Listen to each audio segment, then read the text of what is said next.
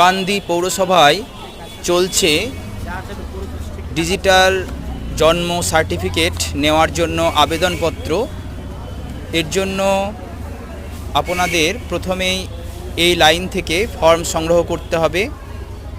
Form পূরণ করে ফর্মের সঙ্গে দিতে হবে বাবা মায়ের আধার কার্ড এবং ছেলে বা মেয়ের আধার কার্ড ও অরিজিনাল জন্ম সার্টিফিকেট। এগুলি একসঙ্গে স্টেপলার দিয়ে সেটে এই লাইনে দাঁড়িয়ে আপনাদের ভেরিফিকেশান করে নিতে হবে। ভেরিফিকেশান সব কিছু ঠিকঠাক থাকলে সহজেই হয়ে যাবে। এরপর চলে আসতে হবে এই লাইনে 30 টাকা দিয়ে ফর্মটা জমা করতে হবে। এরপর কিছুদিন পর সময় দেবে, তখন এই লাইন থেকে ডিজিটাল